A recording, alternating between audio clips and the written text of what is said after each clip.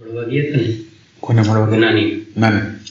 તો એને અમારા પ્રશ્નોત્તરી થઈ થોડીક, તો એને એમ વાત કરી કે તમે જ્યાં સત્સંગમાં જાઓ છો ને ત્યાં જ્ઞાન બીજ તમને આપી દેવામાં આવ્યું છે બધાની અંદર, બીજારોપણ થઈ ગયું છે. એટલે એને એ દ્રષ્ટાંત આપ્યું સ્ત્રીનું, એ સ્ત્રીને એક બાળક હોય તો એને કેટલી કાળજી રાખવી પડે, હાલ બેસવા સુવા ઉઠવા. તો એમ તમારી અંદર જ્ઞાનનું બીજારોપણ થઈ ગયું છે, હવે જવાબદારી તમારી છે, તમારે એની કેટલી કેર લેવી. એટલે અમારો પ્રશ્ન એવો છે કે જ્ઞાન બીજારોપણ થઈ ગયું એ અમને કેમ ખ્યાલ ન આવ્યો ક્યારેય, ત્યારે બીજાએ કીધું ત્યારે ખબર પડી.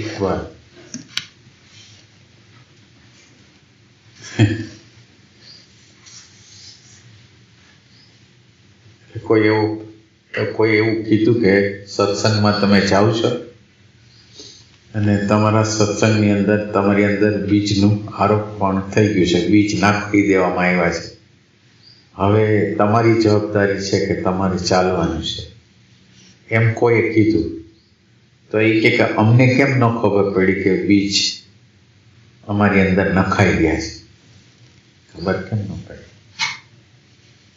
શું કેવું છે?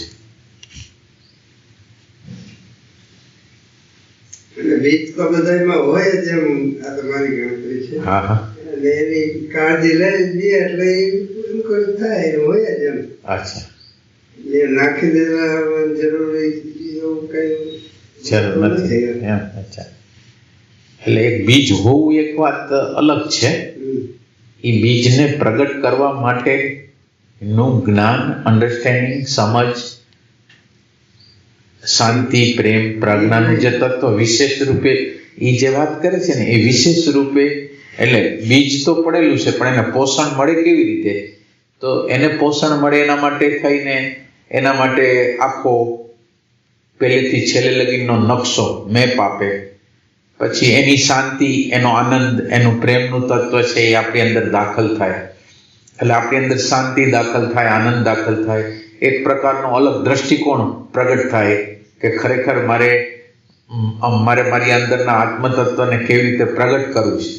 એટલે એ આખો નકશો, અને આપણે જે કહેવાય કે શાંતિ થોડીક ચખાઈ જાય, આનંદ થોડોક આપણને મળી જાય, ક્યારેક ખાવ નિર્વિચાર સ્થિતિ થઈ જાય, તો આ બધી વસ્તુ છે એ એમ એક પ્રકારે બીજ છે અને પરાના બીજ છે. એટલે પરાનું બીજ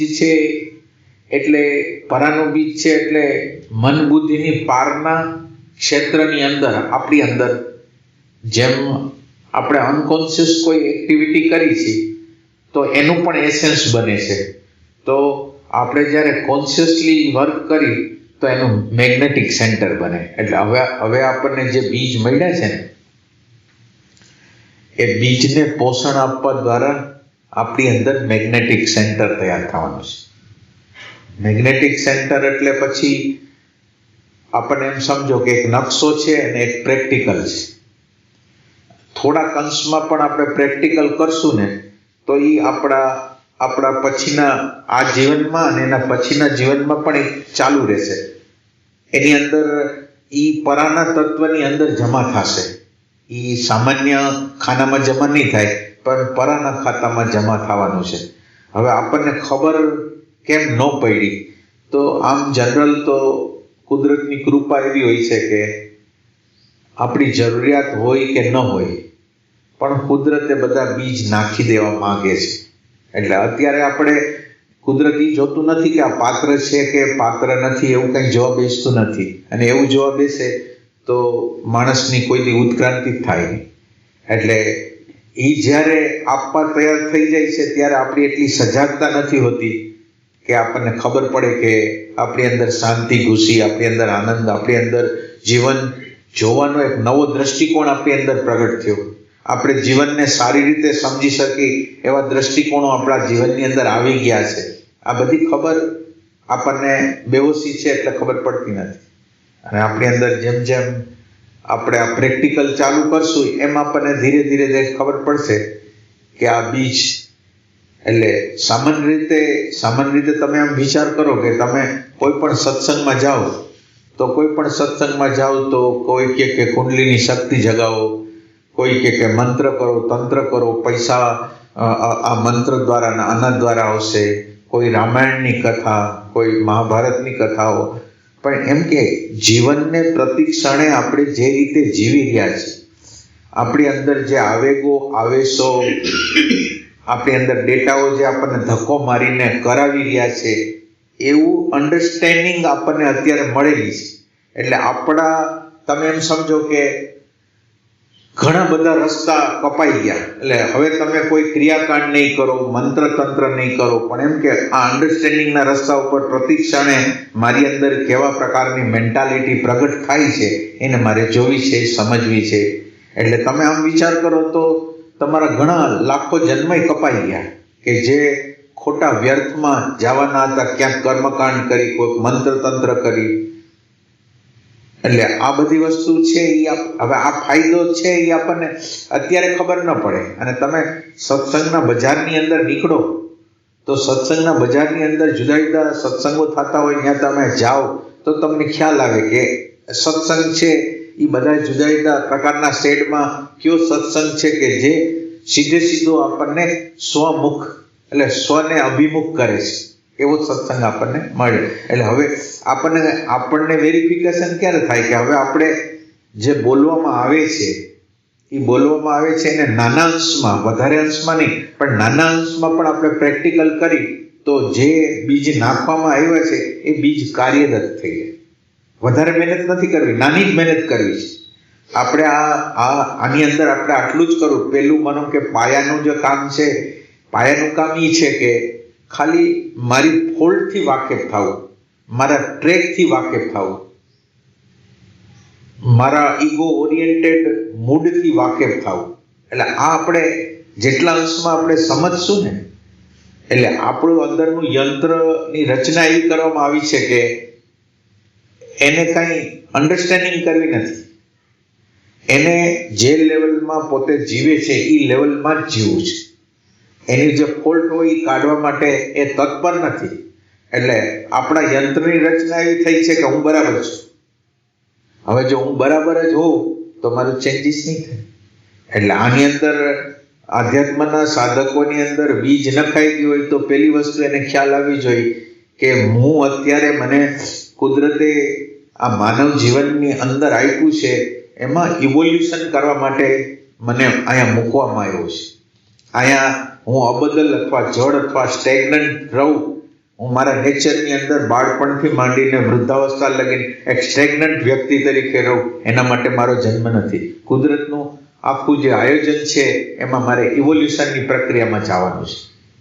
તો પહેલી વસ્તુ એ છે કે હું બરાબર નથી. આધ્યાત્મનો જે પહેલો પાયો જે શરૂ થાય એ શું છે?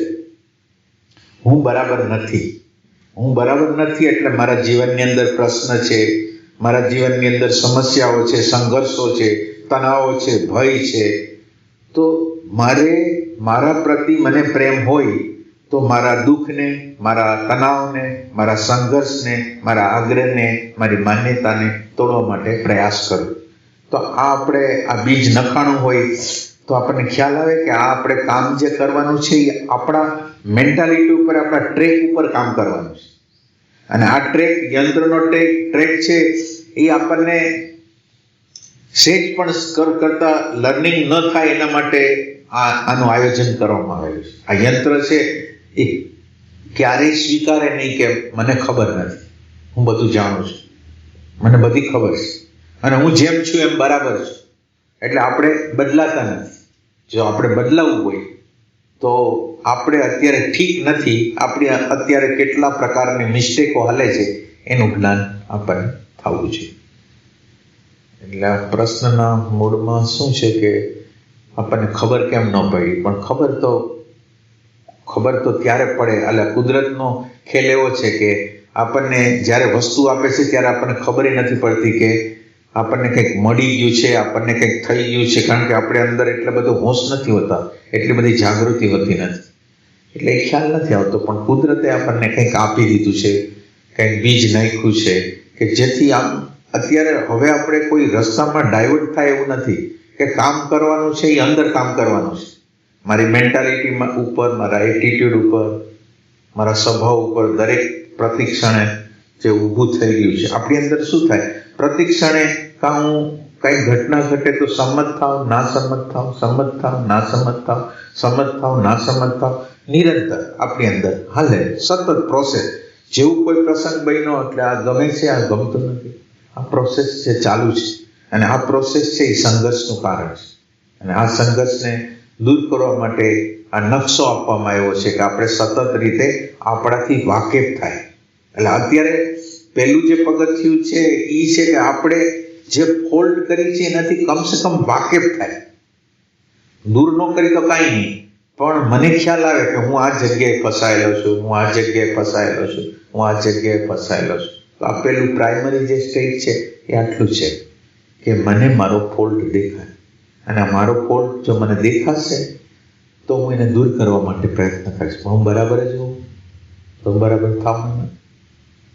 એટલે આપણે સાધક લોકોનું કર્તવ્ય એ છે કે પોતે બરાબર નથી એટલી અન્ડરસ્ટેન્ડિંગ એને થઈ જાય છે. તો બીજ નખાઈ ગયું છે એમ આપણે માનવાનું. જો આપણને એમ લાગતું હોય કે આપણે બરાબર છીએ, આપણી સમજ બરાબર છે, આપણું જ્ઞાન બરાબર છે, આપણો વ્યવહાર બરાબર છે, તો આપણે સ્ટેગ્નન્ટ સ્થિર વ્યક્તિ છીએ, જડ વ્યક્તિ છીએ, આપણે સેન્સિટિવ વ્યક્તિ નથી. એટલે એ આનો સેન્સ છે. આમાં કંઈક પ્રશ્ન મિત્રો? બીજ નખાઈ ગયા છે, પણ બીજનો ઉપયોગ, બીજ નખાઈ ગયા છે એટલે હવે તમને કહેવામાં આવ્યું છે કે વર્તમાનમાં રહેવું આ બીજ છે. બુદ્ધિની નિષ્ક્રિયતામાં જીવવું એ આ બધી વાત કરવામાં આવી છે. હવે આપણે આનું પ્રેક્ટિકલ કેટલું કરીશું એના ઉપર.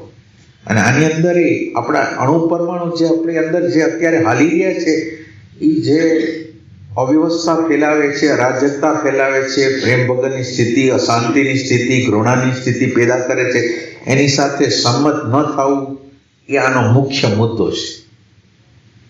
જ્યાં લગીને આપણે આપણને જ ટોર્ચર કરશું, આપણા માટે, આપણા સુખ માટે વિચાર કરશો નહીં, આપણે નિરંતર રીતે બહારની ઇમ્પ્રેશન દ્વારા એને આપણો કલર ચડાવીને વધારે ને વધારે દુઃખી થવાના પ્રયત્ન કરતા, તો આપણે એવું કરવાની જરૂર છે કે જેમાં આ અંદરનો જીવાત્મા છે એ સુખ્યો થાય.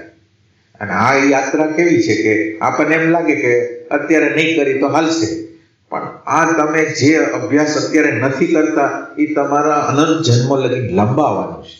અને પ્રતિક્ષણે મારી અંદર પ્રશ્ન, સમસ્યાઓ, ઘર્ષણ એ રહેવાનું છે. હવે જો મારે એમ કે આપણે ખાલી અત્યારનું મારું જે ટ્રેક છે કે એટીટ્યુડ છે, આપણને એમ લાગે કે આ કાંઈ બહુ મોટી વાત નથી, પણ આ ટ્રેક છે એ લાખો વર્ષથી લઈને આવ્યા છીએ અને લઈ જાશું. તો આપણે હવે આ ટ્રેકને, એટલે અત્યારનો જે ટ્રેક તોડો છો એના દ્વારા તમે શાશ્વતતામાં જે ભૂલો છે એનો તમે સુધારો કરો છો. એટલે આપણને અત્યારે એવું લાગે છે કે આપણો નેચર છે એમાં કાંઈ પ્રોબ્લેમ નથી, અત્યારે જેમ છે એમ રહી. તો જે જીવનની સમસ્યાઓ, પ્રશ્નો જે આપણને અત્યારે લાગેલા છે એ જવાના નથી. કારણ કે આપણા અણુ પરમાણુ એ પ્રકારના છે કે એ પ્રકારના અણુ પરમાણુ મુશ્કેલીઓને આમંત્રણ આપે છે. અને આ મુશ્કેલીઓને જે આમંત્રણ આપે છે એવા અણુ પરમાણુને ભેગા કરીને આપણે સુખની ઝંખના ન કરી શકીએ. આ તો અનંત સમસ્યાઓ જોઈએ. અને આપણા અંદરના યંત્રને કોઈને કોઈ પ્રકારના વાંધા જ જોઈએ છે. એને કોઈ પ્રકારનો સંતોષ થાય એવું કંઈ જોતું જ નથી, પ્રેમ પ્રગટ થાય એવું જોતું જ નથી. એ પોતા પ્રત્યે પ્રેમવાળો નથી, બીજા પ્રત્યે તો કેવી રીતે થાય? હું મારી અંદર ટોર્ચર કરું છું, મારા સ્વભાવને લીધે મને નેગેટિવિટી આવે છે, ઘૃણા આવે છે, સંઘર્ષ થાય છે, છતાં હું એને બદલાવ ટ્રાય નથી કરતો. એટલે જો બીજ પડ્યા હોય અને આ બીજને ખરેખર કામ કરવું હોય તો અત્યારે આપણા જીવનની અંદર જે અવ્યવસ્થાઓ ચાલે છે એ અવ્યવસ્થાઓના નાના અંશમાં, નાના સ્કેલમાં દૂર કરવા માટે પ્રયત્ન, મારો નાનો આગ્રહ, નાની માન્યતા, એને હું દૂર કરવા માટે પ્રયાસ કરું. તો આ બીજક છે એ કાર્યરત થઈ જશે. અત્યારે બીજક છે એ કાર્યરત થતા નથી. હું અડધી કલાક ધ્યાન કરું છું, કલાક ધ્યાન કરું છું અને બાકીનું જીવન જેવું છે એવો જ રહું છું. મને ખ્યાલ નથી કે આ ધ્યાન છે એ મારા જીવનના જૂના ટ્રેકોને ચેન્જ કરવા માટે છે. મારી અંદર જે ભૂતકાળના ખોટા વેલ્યુ કાલના પડેલા છે એને દૂર કરવા માટેનો આધ્યાત્મની સાધના છે. તો આપણે આપણો ભૂતકાળને સંપૂર્ણ રીતે એની ભૂતકાળના વેલ્યુને ચેન્જ કરવું હોય તો નિરંતર રીતે કોઈ ને કોઈ પ્રકારનો નાનો નાનો સુધારો આપણે કરવો છે. આપણો આગ્રહ, આપણી માન્યતા, આપણી ધારણાઓ એને દૂર કરવા માટે ટ્રાય કરવી જોઈએ. એ અણુ પરમાણુ સાથે સંમત ન થવું, એની શરમ અનુભવવી, એ આપણે કરી તો આ બીજ છે એ આપણી અંદર કાર્યરત થશે. અને બીજા લોકોએ આપણને કીધું છે એટલે આપણે માનવાનું નથી. આપણે રિયલી શોધ કરવાની છે કે ખરેખર અમારામાં બીજક નખાનું છે. માનો કે કોઈએ કીધું જે રીતે એનું જ્ઞાન હતું એ કીધું, પણ મારે અંદર જોવાનું છે કે મારી અંદર બીજક નખાના છે અને હું એને કાર્યરત કરી શકું એમ છું કે નહીં, એ આપણે કરવાનું છે.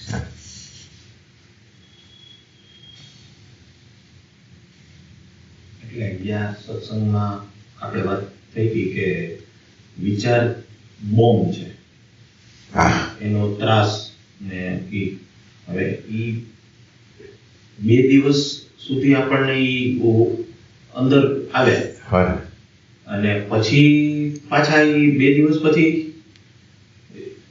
પાછા એમાં ખેંચાઈ જ જવાય છે.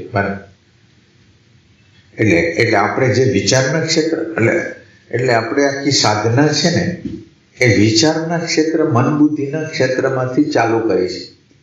એટલે મન બુદ્ધિ સમજાવે છે, આપણને બુદ્ધિ સમજાવે છે કે આ કરાય, આ ન કરાય, આ સત્સંગમાં આમ કહેવામાં આવ્યું છે. એટલે તમે વિચારો ને એને પકડી લ્યો. અને આ વિચારને આપણે પકડી કેટલી વાર ગઈ? અન્ડરસ્ટેન્ડિંગ એક અલગ વસ્તુ છે અને વિચારને પકડી લેવો એક અલગ વસ્તુ છે. વિચારને પકડશું થોડોક આવેગ આવેશ અને થોડુંક એનું હિપ્નોટિઝમ થોડુંક વિચારનું છે ત્યાં લગીને પકડાઈ રહેશે, પછી પાછું નીકળી જાવ.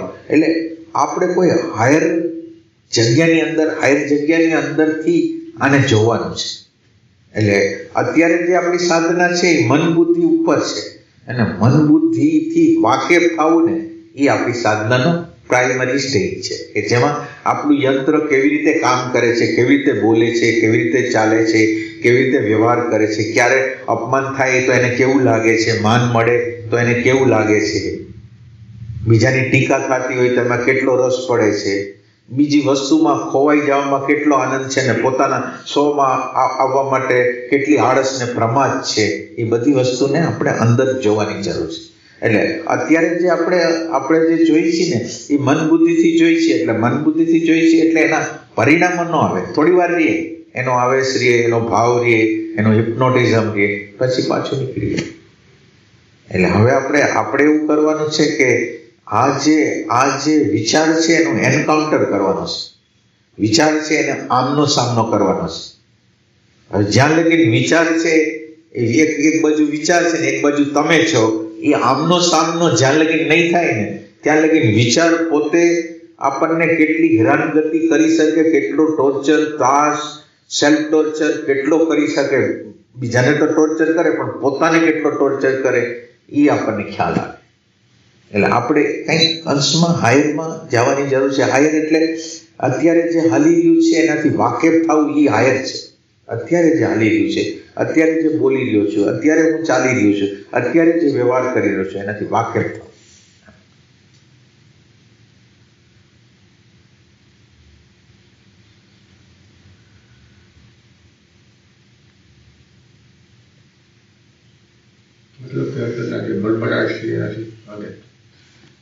બડબડાટ નહીં, ઓબ્જેક્શન છે. બબડાટ તો ઠીક છે કે કંઈક હેરાન નહીં કરે, બબડાટ તો અંદર થઈ જશે, પણ ઓબ્જેક્શનો છે કે આ બરાબર છે, આ બરાબર નથી, આ ઠીક છે, આ ઠીક નથી, આમ હોવું જોઈએ, આમ ન હોવું જોઈએ. એટલે બધી બાબતમાં માથું મારે છે. એટલે હકીકત પ્રકૃતિ આપણને કંઈક બીજું આપે છે અને આપણે પ્રકૃતિથી વિરુદ્ધ કે આમ ન હોવું જોઈએ આપણા બાંધા, આપણા ઓબ્જેક્શનો, આપણા કલરો એને ચડાવી છે.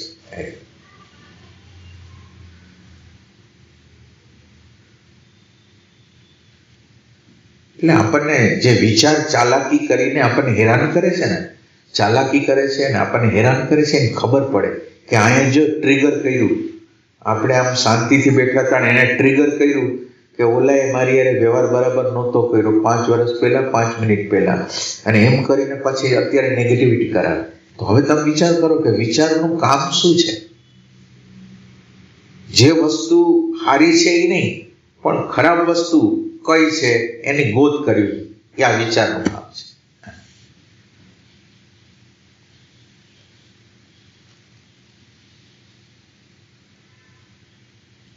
વિચાર એવું કરે છે વિચારને એવી રીતે મૂકવામાં, એટલે કુદરતે રમત કરી છે. રમતની અંદર તમે વિચાર કરો કે વિચારની અંદર જો પ્રોબ્લેમ ન હોય તો ઓલા આત્મા આગળ કોણ જાય? વિચાર આટલા પ્રોબ્લેમ ન કરતું હોય તો આત્મતત્વ આગળ કોણ જાય? પરમ તત્વ આગળ કોણ જાય? એટલે અહીંયા રહેવા માટે આપણે નથી આવ્યા, પણ આ જેટલા બંધનો વિચારે આપણી અંદર પેદા કરેલા છે ને તોડવા માટે આવ્યા છે. એટલે આ જે બંધન અને મુક્તિની રમત છે એના માટે તો વિચાર ડેન્જર હોવા જોઈએ. વિચાર ડેન્જર ન હોય તો આમાંથી કોઈ બહાર ન નીકળે. કોણ બહાર? મજા છે.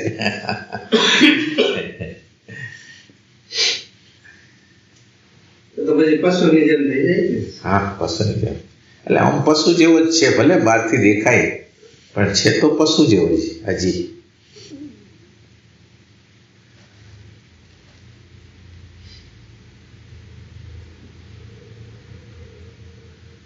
એટલે કોઈ પણ સ્થિતિનો જવાબદાર હું જ છું. પોતે જ. એટલે સાચી વાત કરીને કે આખું માળખું બધું આપણે જ બનાવેલું છે. મારા સગા સંબંધી, પરિસ્થિતિ, ઘટના એ બધાને મેં મારા અણુ પરમાણુ દ્વારા આમંત્રણ આપેલું છે. મને ભલે ગમે તે લાગે કે પતિ હેરાન કરે છે, પત્ની હેરાન કરે છે, મા બાપ હેરાન કરે છે, પાડોશી હેરાન કરે છે, પણ આ અણુ પરમાણુ મારી અંદર છે અને મેં આમંત્રણ આપેલું છે અને એના દ્વારા કાર્યરત થયા છે. અત્યારે આપણે બધી જવાબદારી બીજા ઉપર ફેંકી છે. તમે બરાબર નથી. હવે આપણે બીજા બરાબર ન હોય તો હવે આપણે તો સુધારવાની કઈ જરૂર નથી. મારી અંદર અત્યારે ક્રોધ હાલી રહ્યો છે, અત્યારે ઈર્ષા હાલી રહી છે, અત્યારે ઘૃણા હાલી રહી છે. મને પોસાશે? આ મને પોસાય છે કે નથી પોસાતું? એટલે આપણને અહંકાર પોસાય છે, ઘૃણા પોસાય છે, નેગેટિવિટી પોસાય છે, પણ પ્રેમ, શાંતિ, આનંદ કોઈ પોસાતું નથી. આપણી અંદરની જો સ્થિતિ જોઈ તો આ વસ્તુ આટલી છે. આપણે આ કંઈ જોતું નથી. ઉપરની ખાલી ઉપરનું પેરીફરી હાવ ભ્રામક જીવન છે એ આપણે જીવવું છે. એટલે પ્રેમ છે, પ્રેમના અગ્નિની જરૂર છે. પ્રેમનો અગ્નિ જો આપણા માટે આપણને શાંતિ આપી છે, આપણને આનંદ આપણો અંદરનો આનંદ પ્રગટ કરવો છે. નેગેટિવિટીથી લાખો વર્ષથી આપણે નેગેટિવિટી કરતા આવ્યા છે, આપણને કાંઈ મળ્યું નથી. એ હવે લાખો વર્ષ લગી પાછા લઈ જવા માંગી શું આપણને મળશે? તો આપણે ઋણા છે કે બીજા જે કઈ છે બીજાને નફરત હાથે એમાં કેમ આપણને રસ પડે છે, એમાં કેમ મજા આવે છે? એટલે આપણા માટે શું કામ આપણને મજા શું કામ એને આવે છે કે આપણા માટે ઈગો બહુ મહત્વની, એટલે આપણે અજ્ઞાત રીતે ઈગોને બહુ મહત્વ આપ્યું છે. અને ઈગોને મહત્વ આપ્યું છે એટલે ઈગોને વિચાર દ્વારા અંધારામાં જ રહેવાનું છે. એટલે દાખલા તરીકે હું કોઈને મને કોઈ અપમાન કર્યું અને હું જવાબ ના આપી શક્યો તો અહંકારને એટલું બધું ખૂંચે કે એને એમ લાગે કે હું હાવ કરતા હાવ નબળો છું, નિર્બળ છું, અને એના અહંકારને સાચવવા માટે એ રિએક્શન કરે. એટલે આપણા માટે જે વેલ્યુ છે એ અહંકારની છે, આપણા આગ્રહની છે, આપણા માન્યતા. એટલે આપણા આગ્રહ અને માન્યતાને કોઈ કાંઈક અડે ને તો આપણને દાજી જાય છે. એટલે આપણે અત્યારે એટલે ઓલી એક સ્ટોરી છે ને કે એક રાક્ષસ હતો ને એ રાક્ષસ છે એ રાજકુમારી છે એને ઉઠાવી ગયો. એટલે પછી રાજકુમાર એને સંદેશો કહે છે કે એનું મોત ક્યાં છે એ તમે પૂછી લ્યો. તો ધીરે ધીરે પ્રેમ દ્વારા ધીરે ધીરે એને કહે છે કે તમારું મોત, તો કે મારું મોત પોપટમાં છે. એમ આપણું મોત છે એ આગ્રહમાં છે, માન્યતામાં છે, ધારણામાં છે, સિદ્ધાંતમાં છે. એટલે મારી આગળ જે દ્રષ્ટિ છે એ દ્રષ્ટિને કોઈ ખોટી કીધી એટલે મારું મૃત્યુ થઈ જાય. એટલે હવે આમાં કોણ મરવા કોણ તૈયાર થાય? કારણ કે પોતે જ માન્યતા છે, પોતે જ ધારણા છે, પોતે જ સિદ્ધાંત છે. હવે મરવા કોણ તૈયાર થાય? મારે જ મારવાનું છે. એટલે આ જે તંત્રની ગોઠવણી થઈ છે ને, અહંકાર ગુપ્ત, અહંકાર ક્યાંય દેખાવાનો નથી, પણ અહંકાર વતી જે આપણો બુદ્ધિનું જે તત્વ છે એ વકીલાત તરીકે એ નિરંતર રીતે જે દેખાતી વસ્તુ નથી એને ઓર્ડર કરીને પોતાના તરફેણમાં બધી યુક્તિ પ્રયુક્તિ વાપરવા માટે એને પ્રેરે છે. એટલે આપણી અત્યારની હાલત એવી છે કે અહંકાર છે એ અજ્ઞાનમાંથી ઊભો થયેલો છે અને હવે એ અહંકાર માટે જ વિચારે કામ કરવાનું છે. મન બુદ્ધિ બધાએ એના માટે જ કામ કરવાનું, એને જસ્ટિફાય કરવું છે, એને લાઈંગ કરવું છે, એને પોલિટિક્સ કરવું છે, બસ આ જ કરવું છે. અને આ દ્વારા એને રસ આવે છે. રસ આવે છે એટલે અહંકાર મોટો થાય છે તો એને મજા આવે છે, અહંકાર નાનો થાય છે તો તકલીફ થાય છે. એટલે બધાને જે વેલ્યુ જે થવી જોઈએ ને, શાંતિની, પ્રેમની, આનંદની, એ નથી, અને અહંકારની અત્યારે વેલ્યુ છે, એટલે આ પ્રોબ્લેમ છે. શાંતિમાં, પ્રેમમાં, એમાં અહંકારનો ના, એમાં ન આવે. આવતો હોય તો ક્યાં કરે. એટલે શાંતિ છે ને, આનું મૃત્યુ છે, વિચારનું મૃત્યુ છે, મનનું મૃત્યુ છે, અહંકારનું મૃત્યુ છે. જેવો તમે શાંત થાવ, જેવું તમારી અંદર પ્રેમ પ્રગટ થાય તો એનું મૃત્યુ થઈ જાય. એ ઈચ્છે જ નહીં. એ આમ દૂરથી જોવે કે આ મારો આગ્રહ ને મારી માન્યતા ગઈ છે, એટલે એ કે હવે તમે જાઓ, બધાય જાઓ, હું આમાં જ જીવીશ. એ રીતે એટલે આપણને એમ લાગતું હોય, પણ આપણે આપણી માન્યતાને તમે કોઈની માન્યતાને અડી જવો, કોઈના આગ્રહને તમે અડી જવો, કોઈના સિદ્ધાંતને તમે અડી જવો. એ કે બધી વાત સાચી, અમે સત્સંગમાં આવી, બધું કરી, પણ આ જગ્યાએ તમે અમને અડતા નહીં. આ જગ્યા અડવા જેવી નથી. અમે અહીંયા આવી છીએ, અમે એવી ભ્રમણા લઈને આવી છીએ કે અહંકાર ઉપર કામ કરવું છે, પણ અહીંયા અહંકારને સેજ પણ જો તમે ટચ કરશો ને, તમે અહીંયા સત્સંગમાં નહીં આવી. આવું અંદરની સંરચના છે. આ સત્સંગી લોકોનું માળખું કહું છું. સત્સંગી લોકો ખબર છે કે સત્સંગમાં અહંકારને કાઢવાનો હોય, તો અહંકારમાં કાઢવાનો, એના બદલે અહંકાર વધારે, પોલિટિક્સ વધારે, લુચ્ચાઈ વધારે, ભ્રમણા વધારે, પોતાનું સ્થાન વધારવા માટે કંઈક પ્રયાસ કરે, તો આખું માળખું અહંકાર ઓરિએન્ટેડ છે. અહંકારને આપણે ખાલી જવાબ ન આપી શકીએ, કોઈક આપણું અપમાન કરીને આપણે જવાબ ન આપી શકીએ એટલે અંદર ધૂંધવાય. તમે જો તો અંદર એમ જવાબ આપી દઈ ત્યારે આપણને અંદર સંતોષની ભૂમિકા સર્જાય કે હા, હવે બરાબર. અને એના દ્વારા કંઈ મળતું નથી. આ બધું કરી છે એના દ્વારા નથી આપણી અંદર પ્રેમનું તત્વ આવતું નથી, બીજા લોકોને આપણે કંઈ કલ્યાણ કરી શકતા, પણ છતાં એ ચાલુ છે બેહોશીમાં.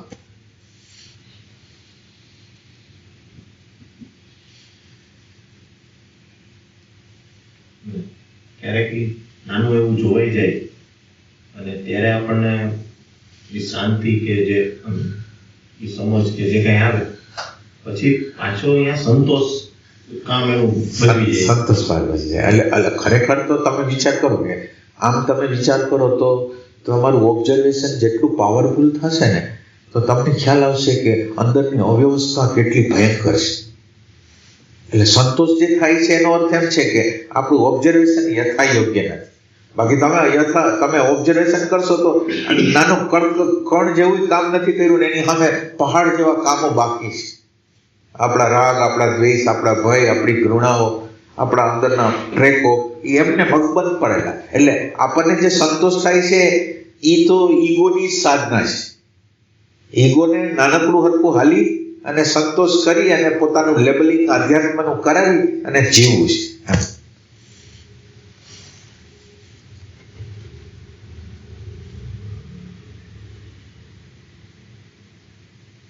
આમ જોઈ તો પ્રેમની અંદર તો મારું ઇન્સલ્ટ થાય છે અને મારે પ્રેમને જાળવી રાખવો છે, મારે શાંતિને જાળવી રાખવી છે, તો મારે શું કરવું જોઈએ?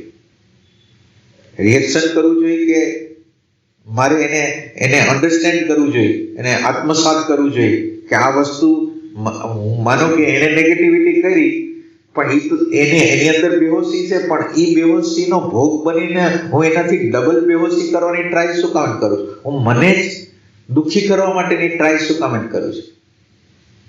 એ બીજા લોકો ગાંડા હોય એટલે આપણે ગાંડા થઈ જવાનું. તો એ અંદરની જે અન્ડરસ્ટેન્ડિંગ છે એની જરૂર છે એમ.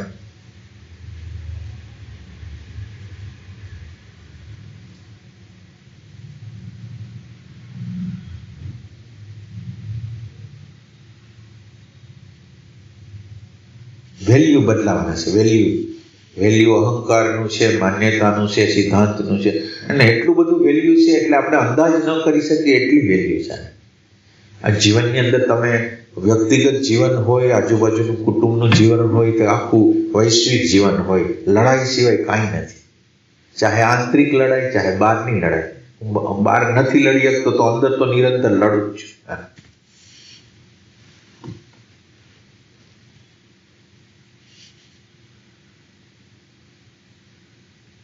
આમ પ્રેમનું એક અંકુર ફૂટે ને આપણી અંદર, અશાંતિ, અજંપો, ટેન્શન, ભય, એ મને પોસાય નહીં એવું લાગે ને એને પ્રેમનું તત્વ કહેવાય. આ મને પોસાશે નહીં, આ મને પોસાશે નહીં, આ મને પોસાશે, તો પ્રેમનું તત્વ. હવે પ્રેમના તત્વ વગર તમે ગમે તે કરો, ઈગોને જે સેટિસ્ફેક્શન થાય છે એના પ્રમાણે જો આપણે જીવવાનું ચાલુ કરી તો એના દ્વારા કોઈ રિઝલ્ટ નથી. એટલે અંદર પ્રેમનું સખત તત્વ જોઈશે.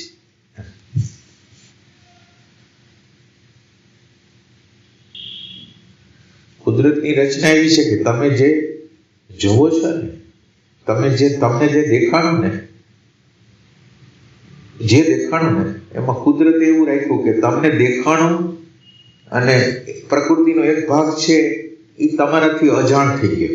એટલે તમને દેખાય છે એના તરફ નજર છે એટલે એક દેખાણી વસ્તુથી તમે ખુશ થાવ છો, પણ પ્રકૃતિએ બીજી વસ્તુ એવી કરી છે કે હજી નથી દેખાતું એનો તત્વ પણ અંદર ચાલે છે. પણ મારો ફોકસ છે એ મને જે અત્યારે જણાણું એના ઉપર છે, પણ જે નથી જણાણું એના ઉપર મારો ફોકસ નથી. અને આ ફોકસ નથી એટલે જણાય છે એ આપણો ઈગો વધારે છે, અને ઓલું નથી જણાતું એના તરફ તમારી નજર હશે તો પછી આ ઈગોનું જે એન્ટ્રી છે એ નહીં થાય. તો એ સંતોષ આવશે જ નહીં. સંતોષ એટલે કેવી રીતે આવી શકે? હું જોઉં છું કે મને ક્રોધ આવે છે, મને ઘૃણા આવે છે, મને ભય આવે છે, મને બધું થાય છે, અને આ બધું થતું હોય તો મને સંતોષ કેવી રીતે હોય? કઈ વાતનો સંતોષ હોય? અને કુદરત દિવસ દરમિયાન આપણે એવી કસોટી કરી દઈએ છે કે એની અંદર આપણે નાપાસ જ થાય છે. એટલે કેવું છે કે પ્રકૃતિ હાલે છે, રાગની હાલે છે, દ્વેષની હાલે છે, ભયની હાલે છે, ઘૃણાની હાલે છે. આ એક ટ્રેક છે. આ ટ્રેક વિરુદ્ધ આપણે જિહાદ નહીં જગાડીને કે આ મને નહીં પોસાય એવો જિહાદ નહીં થાય ને આપણી અંદર, ત્યાં લગીને આ ટ્રેક છે એ હંમેશા ઓલા ટ્રેક ઉપર હુમલો કરીને પછાડી દે છે. એટલે આપણે અંદરથી કરવાનું છે કે આ ટ્રેક, પ્રકૃતિનો એક ટ્રેક હાલી ગયો છે, જે રાગનો, દ્વેષનો, ભયનો, ઘૃણાનો ન બદલવાનો આ એક ટ્રેક હાલી ગયો છે. અને એક બીજો ટ્રેક બદલાવાનો છે કે મારે બદલવું છે. અત્યારે જે છું એમાં ખરેખર હું ઓબ્ઝર્વેશન કરું છું તો હું બહુ દુઃખી છું, હું ત્રસ્ત છું, હું ભય વાળો છું, એવું મને જો ખબર પડે તો મારી યાત્રા થાય. એટલે આ એક ચીલો, વિચારનો એક ચીલો લોઅર પ્રકારનો જે હાલે છે એના ઉપર કોઈ એની યારે સંમત ન થાય, એનાથી નારાજ થાય, એની શરમ અનુભવે તો એનો રસ્તો નીકળવાનો છે.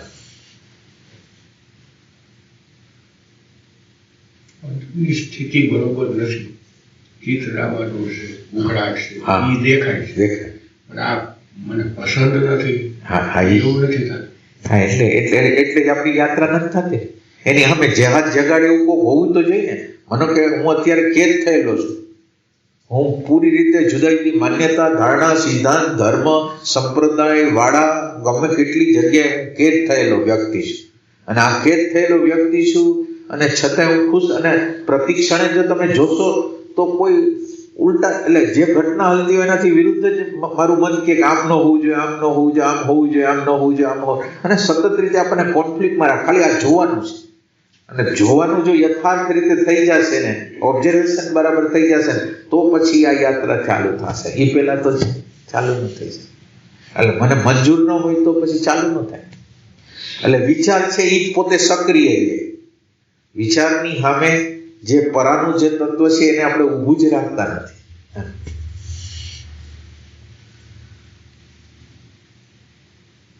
એટલે આમ મરતા જીવી છે. આમ જોઈ તો દરેક વખતે ક્રોધ મને જીતી જાય છે, લોભ મને જીતી જાય છે, ઘૃણા મને જીતી જાય છે, ઈર્ષા મને જીતી જાય છે. મરેલો હું જીવું છું અને મને હેરાન કરતો જીવું છું. બીજા તો ઠીક, પણ મને હેરાન કરતો જીવું છું. તો આ આપણને ખબર નથી પડતી. આ જે આપણે જેમાંથી પસાર થઈ રહ્યા છીએ એનો કોઈ અનુભવ આપણને નથી, એનો એન્કાઉન્ટર આપણે કરતા નથી. ડાયરેક્ટ રીતે આ પ્રકૃતિને આપણે જોઈ શકીએ એવું કંઈ કરતા નથી.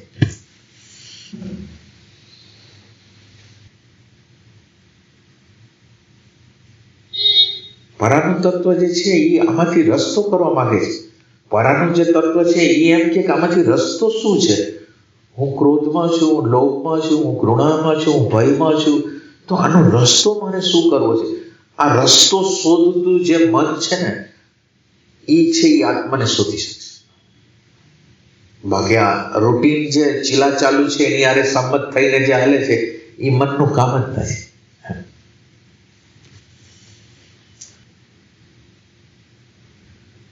એટલે માનો કે મને ક્રોધ આવ્યો, મને લોભ આવ્યો, એ વખતે તમે એને જસ્ટિફાઈ કરો છો કે તમે એવી ટ્રાય કરો છો કે કોઈ એવું જ્ઞાન મારા હાથમાં અથવા મેં સાંભળેલું જ્ઞાન છે એનો મારે અહીંયા ઉપયોગ કરવો છે, એમ કરી છે કે શું કરી છે? આપણે પ્રશ્ન કોઈ જગ્યાએ જ્ઞાન કામ નહીં આવે તો આપણું ટ્રાન્સફોર્મેશન કેવી રીતે થશે? જે જગ્યાએ દ્વેષ આવે છે, હિંસા આવે છે, ભય આવે છે, એ જગ્યાએ હું કામ કરવા જ માંગતો નથી, તો કેવી રીતે કામ થાય?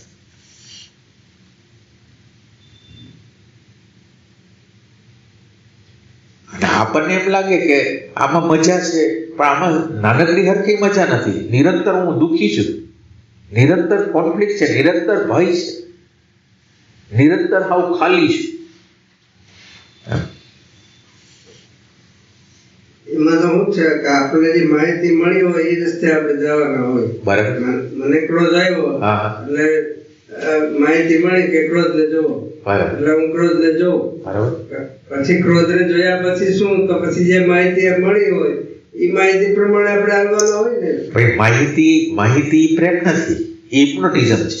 માહિતીને જ્યારે તમે એક્સેપ્ટ કરો છો ત્યારે હિપ્નોટિઝમ છે, તમારી કોઈ ઇન્ક્વાયરી નથી. એ લોકો કહે છે હું માનું છું, પણ મારે મારા જીવનની અંદર પ્રમાણિત કરવું જોઈએ કે આ વસ્તુની સામે આ વસ્તુ ઊભી રહે છે અને એનું પરિણામ આ આવે છે, એનો પ્રયોગ કરીને જીવવાનું હોય. માનો કે હું હિપ્નોટાઇઝ છું, ચાહે સંત હોય, ચાહે કોઈ પણ હોય, આ દુનિયાના અવતાર હોય, એનાથી હું પ્રભાવિત છું.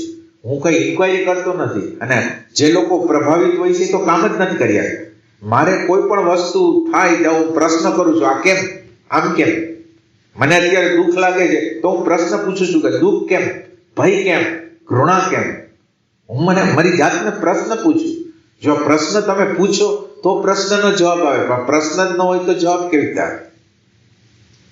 હિપ્નોટિઝમમાંથી નીકળવા માટે આ એક જ વાત છે, ઇન્ક્વાયરીનો માર્ગ. એમ કે હું એક્સેપ્ટ, મારી આંખથી મને જ્યાં લગી દેખાશે નહીં ત્યાં લગી હું કોઈ સ્વીકારીશ નહીં. એટલે હાઈ નહીં પાડું, નાઈ નહીં પાડું. હું હા ને નાની વચ્ચે, અને હા ને નાની વચ્ચે જીવવું બહુ અઘરું હોય છે. આપણી બુદ્ધિ છે કાં એમ કે હા કયો કાં ના કયો, પણ વચ્ચે તમે મને ન રાખો, કારણ કે વચ્ચે છે એ સજાગતાનું તત્વ છે, ઇન્ક્વાયરીનું તત્વ છે. એટલે હા નાની વચ્ચે જે લોકો હલે છે એ કામ કરશે.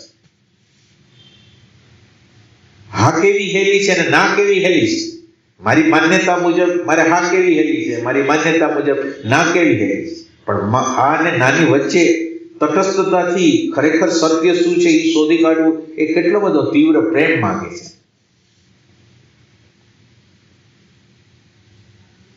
પ્રકૃતિની અંદર એક નાનું બીજ છે, એ નાનું બીજને તમે વાવો તો એની રીતે એ અંદરથી કંઈક લઈએ, ઉગે, ફળ આપે.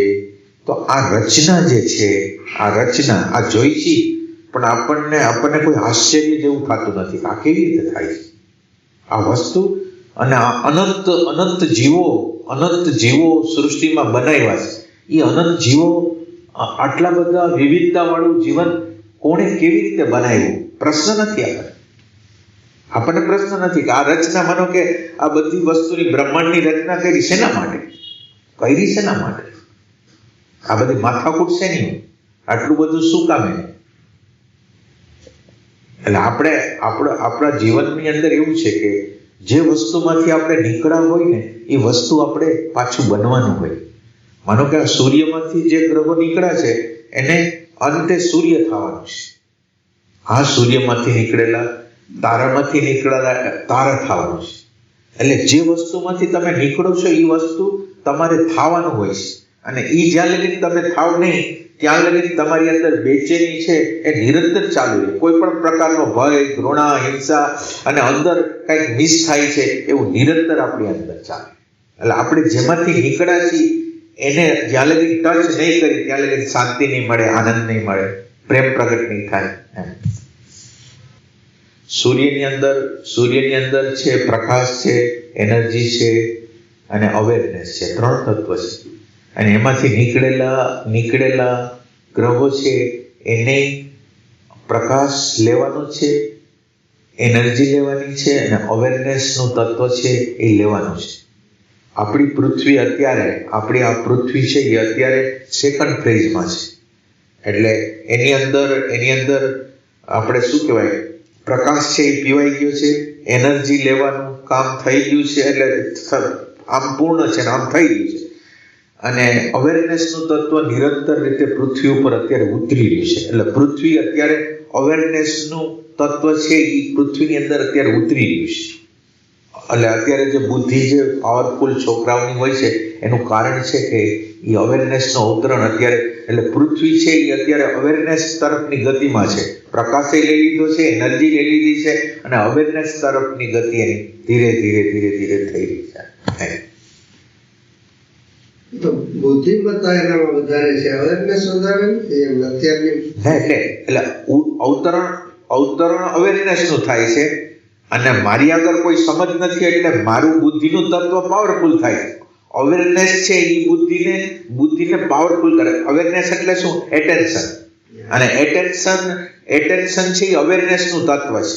એટલે એટેન્શન અવેરનેસ જેટલું આપણી અંદર ઉતરી ગયું છે એટલા અંશમાં બાળકની અંદર એટેન્શનનું તત્વ પાવરફુલ થઈ ગયું છે. એટેન્શનનું તત્વ પાવરફુલ છે અને એટેન્શનનું તત્વ પાવરફુલ હવે એને કોઈ ગતિ નથી. એટલે એના દ્વારા બુદ્ધિ ફાસ્ટ થવાની છે, પણ એ બુદ્ધિ ફાસ્ટ થવા દ્વારા જે ડિપ્રેશનો આવવાના છે, જે શોક આવવાના છે, જે આપણે શું કહેવાય પેઇન બોડી બનવાના છે, એ બધું આના દ્વારા બનશે અને પાછું ધ્યાનની જરૂર પડશે. આ જે અવેરનેસનું જે તત્વ છે એ છેલ્લે એટલું બધું બુદ્ધિની અંદર જીવતા કરી દેશે કે એને લીધે અંદર અજંપો, અશાંતિ, આપણે ફોબિયા, ડિપ્રેશન, પેઇન બોડી આ બધું બનવાનું છે. અને બનવા માટે માનો કે મારી અંદર ભય ઘૂસી જાય છે તો ભયને કાઢવાનું તાકાત છે એ આ બીજી કોઈ વસ્તુમાં જ નથી. અત્યારે કેટલાય લોકોને આ કોરોના થયા હતા ત્યારે અંદર અને સબકોન્શિયસની અંદર જે ઘૂસી ગયા, ભયો ઘૂસી ગયા, એ ભય નીકળતા નથી. અને આ બધા ભયને કાઢવા માટે, રિયલ સેન્સમાં આપણને સુખી કરવા માટે આપણે અવેરનેસનું તત્વ છે આપણી અંદર પ્રગટ કરવું જ પડશે. નકર આપણા અંદરના જે પ્રોબ્લેમો, ફોબિયાના પ્રોબ્લેમો, ભયના પ્રોબ્લેમો જવાના નથી.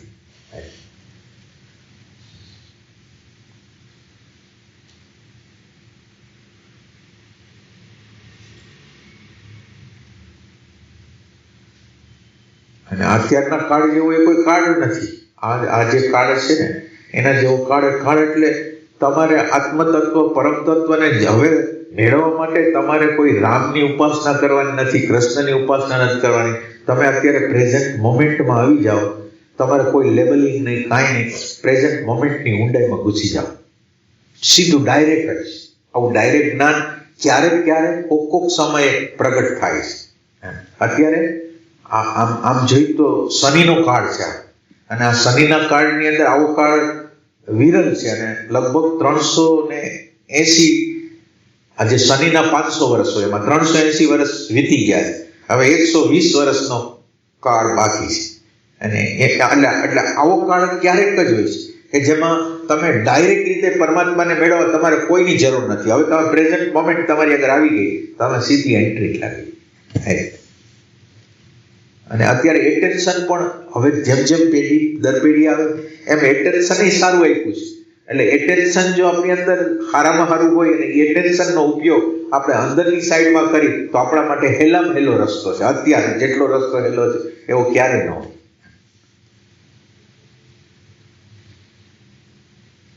એટલે કુદરતે એટેન્શન આપ્યું છે અને એ એટેન્શન અત્યારે 12માં આપણે યુઝ કરી છે, પણ એ જ એટેન્શનને જો અંદરની સાઈડમાં યુઝ કર્યું તો બ્લાસ્ટ કરે છે. આ જ એટેન્શન એમ અંદર.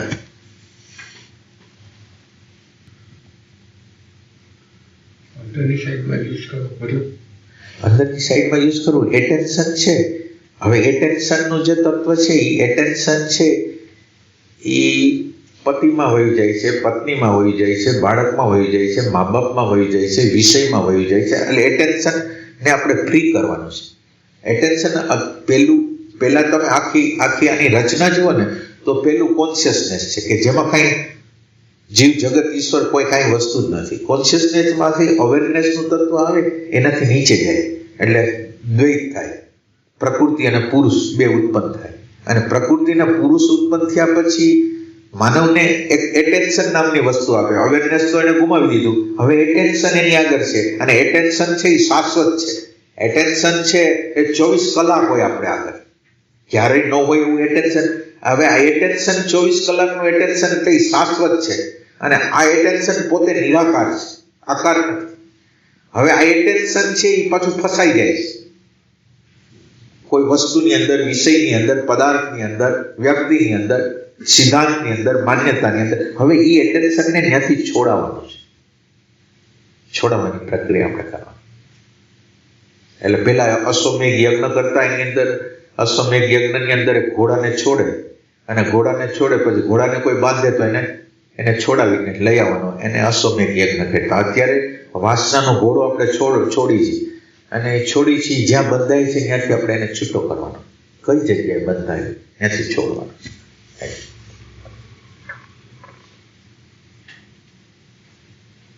એટલે એટેન્શન અત્યારે એટેન્શનને તમે ફ્રી કરાવી દો ને, ભૂત અને ભવિષ્યમાંથી ફ્રી કરાવી દો ને એટલે એ આત્માનું સ્વરૂપ પકડી લે. એટલે આત્મા જ છે પણ આપણને એની અનુભૂતિ શરૂ થાય કે એનું જે નિત્ય તત્વ, શાશ્વત તત્વ, ભાનનું તત્વ એ આપણને પ્રતીતિમાં આવે. તમારી જ્યારે પ્રેઝન્સ છે ત્યારે પ્રેઝન્સ એટલે હાજરી, તમે છો એનો અર્થ છે પ્રેઝન્સ. અને આ પ્રેઝન્સ છે એ પડદો છે અને એની સામે વિચાર છે. એટલે પડદો છે તમે પડદા રૂપે રહ્યો તો તમે વિચારને જોઈશ. અત્યારે આપણી હાલત એવી છે કે વિચાર જ હોય છે. આ જે અંદર પ્રકાશ કરનારો હોય તો છે જ નહીં આપણે.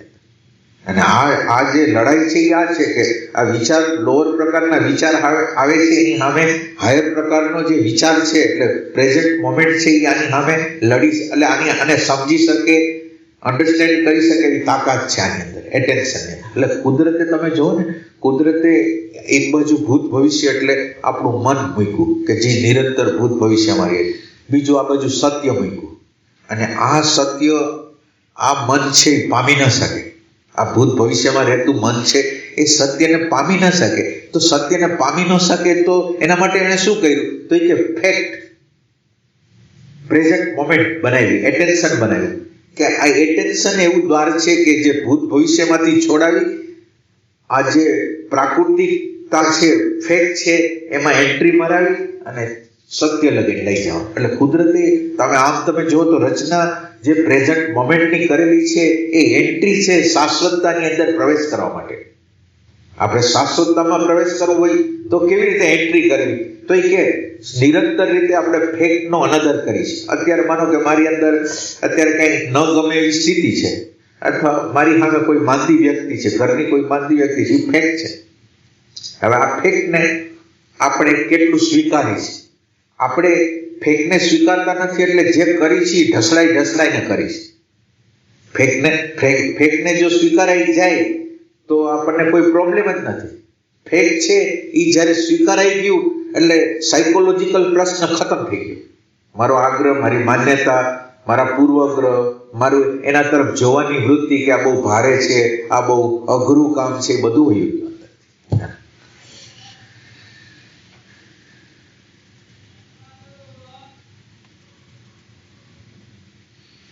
કોન્શિયસનેસ ને અવેરનેસમાં શું ફેર? એટલે આપણે વિભાગ કરી છે એની અંદર આપણે એવી રીતે વિભાગ કરી છે. કોન્શિયસનેસ છે એની અંદર કાંઈ વસ્તુ નથી.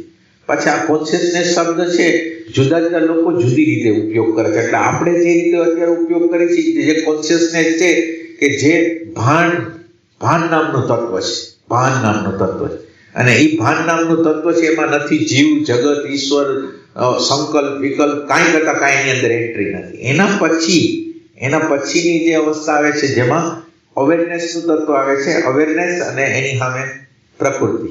હવે અવેરનેસ છે એ આપણે ધારણ ન કરીએ ગયા એટલે અવેરનેસને બદલે અવેરનેસ જ એટેન્શન બની ગઈ. કોન્શિયસનેસ છે એ અવેરનેસ બની ગયું અને અવેરનેસ છે એ એટેન્શન આપણા લેવલે બની ગયું, માનવના લેવલે એ એટેન્શન બની ગયું. અને એટેન્શન પોતે શાશ્વત છે.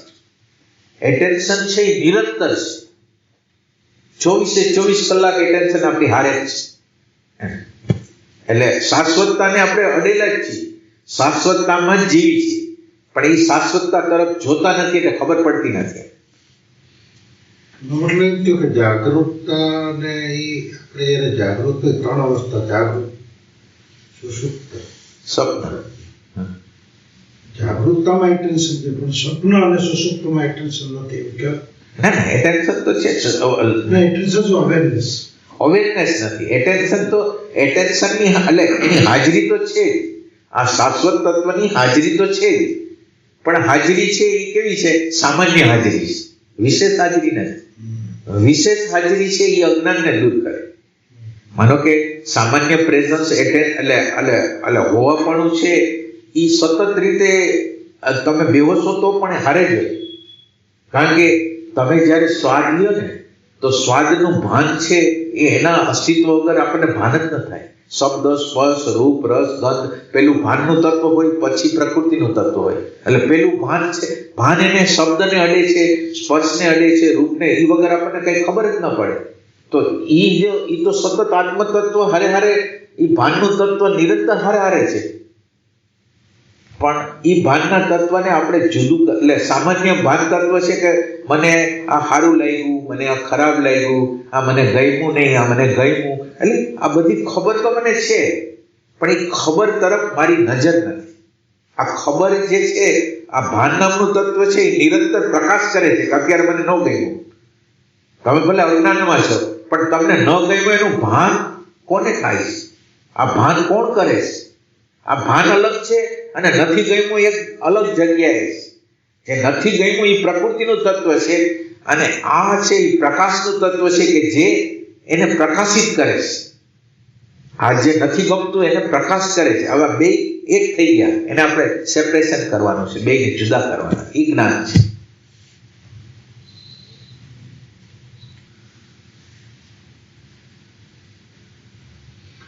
મને જાગૃત અવસ્થામાં ક્રોધ આવ્યો અને મેં જોયું કે જે અવેરનેસ, મને સ્વપ્નની અંદર ક્રોધ આવે અને જોઈ શકું તો મારી અવેરનેસની હાઈટ વધુ કહેવાય એમ કહેવાય. હા કહેવાય.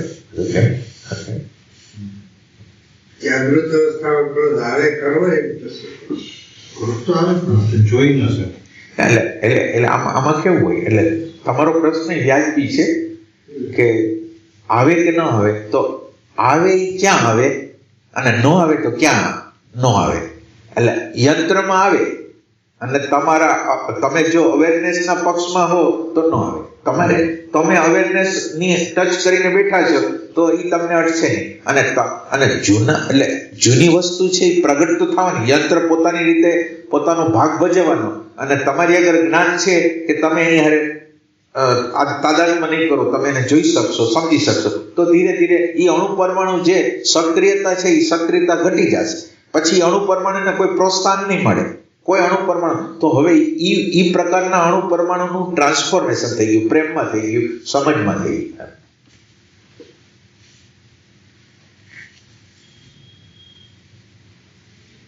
મિકેનિકલ આવી જાય ના, યંત્રની રચના તો એવું જ છે કે એમાં તો આવી જ જશે, પણ એને સામે જે જ્ઞાન હશે ને પછી આ જ્ઞાનનો પ્રકાશ છે ને એની અંદર શુદ્ધ સત્વ છે.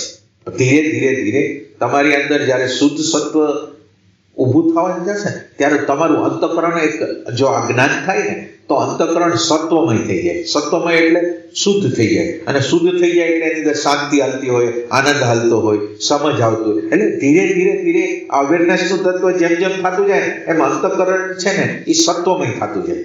એટલે અવેરનેસનું તત્વ છે એ બધાય જે પ્રેમ વિહોણા તત્વો હોય ને એને ધીરે ધીરે કાપતું જાય, અણસમજવાળા તત્વો એને કાપતું જાય. એટલે આની અંદર શાંતિનો પ્રવાહ સીધો અંદર ઘૂસી જાય, એ શાંતિનો પ્રવાહ પ્રસરી જાય, આનંદનો પ્રવાહ પ્રસરી જાય. તમને તો અનુભવ થાય પણ બીજા લોકોને અનુભવ થાય, એ પ્રકારની એક અવસ્થા આવે આપણી અંદર.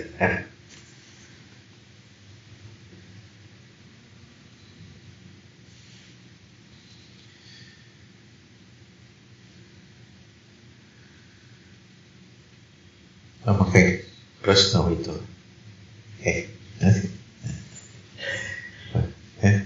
એટલે એ જે થોડું અધૂરું કે તમે જે વાત કરી કે માની નથી લેવાનું, એ શોધવાનું. એટલે એક વસ્તુ યાદ રાખો કે તમારી આંખે જોયેલી વસ્તુ તમને મુક્ત કરશે, બીજાની આંખથી જોયેલી વસ્તુ તમને મુક્ત નહીં કરી શકે.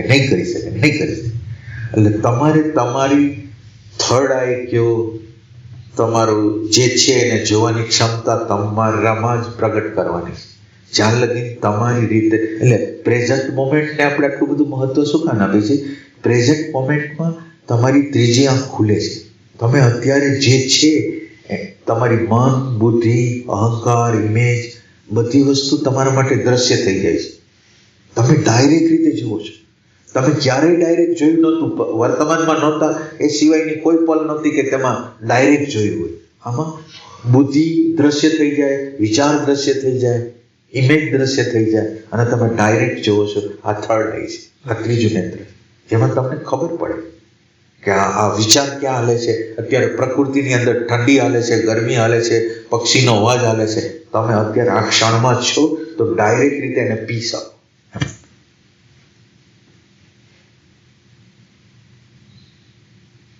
ઘણી વાર એમ થાય કે જે લોકો આમ સેવાના રસ્તે જોડાયેલા હોય છે, જસ્ટ એક્ઝામ્પલ કે ભાઈ આપણે ન્યારી આમ જાય છે, માટલા વૃદ્ધાશ્રમમાં જાય છે સેવા કરવા, ગૌશાળામાં જાય છે સેવા કરવા, અને આપણી આ સાધના છે ડાયરેક્ટ જોવાની. બરાબર. અંદર એક શંકા ઊભી કરે કે એ હાથ બાંધી જાય ને આપણે આ જોઈ રાખવાથી કઈ થોડું હાથ બંધ એટલે તમે જોનારને કેટલા દિવેલી કર્યો.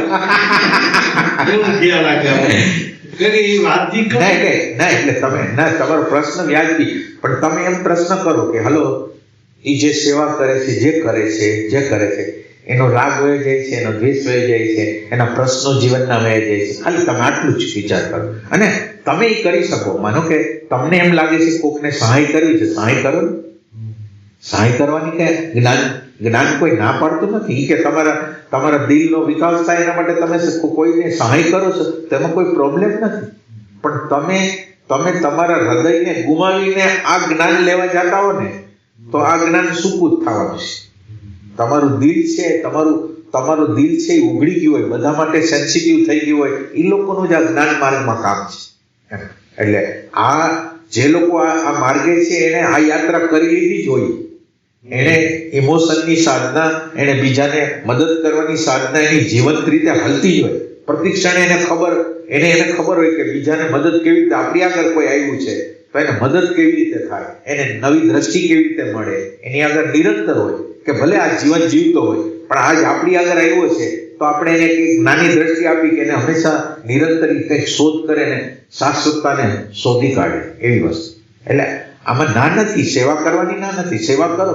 એટલે સેવા તો એટલે એમાં શું થાય, કુદરતે કેવું આયોજન કર્યું છે. આમ સેવા તમે કરો છો એના દ્વારા તમને એક પ્રકારનો આત્મસંતોષ થાય છે, એક પ્રકારનો એક ઈગો આવે છે, એક ઈ છે એની સામે. એટલે પ્રકૃતિએ આ વસ્તુ આપી કે તમે સારા કામ કરો.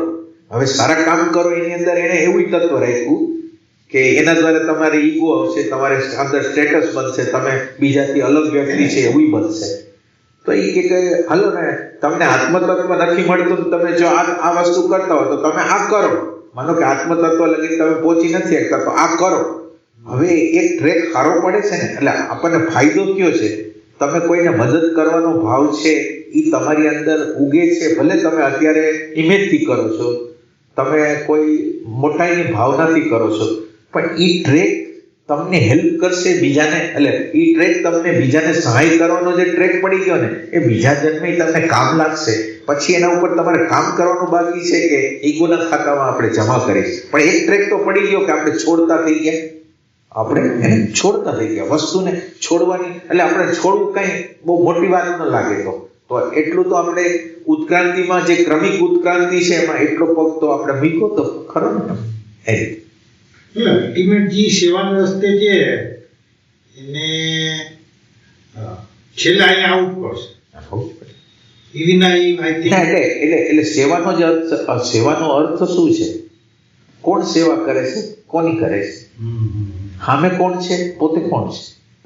સેવા જ્યારે કરવી છે ત્યારે તમે જેની સેવા કરો છો એમાં તમને દિવ્યતા નહીં દેખાતી હોય ને તો આજ નહીં, કાલ નહીં, પરમદી નહીં, 10 વર્ષ પછી, 20 વર્ષ પછી તમને કંટાળો આવશે. એટલે કામ એ રીતે ખરું ને કે માનો કે સપોઝ હું એમ કહું મારું મૂવિંગ સેન્ટર ને ઇન્ટેલિજન્સ સેન્ટર પાવર પડશે, પણ મારી પાસે સંવેદના નથી તો હું આ માર્ગે નહીં જઈ શકું.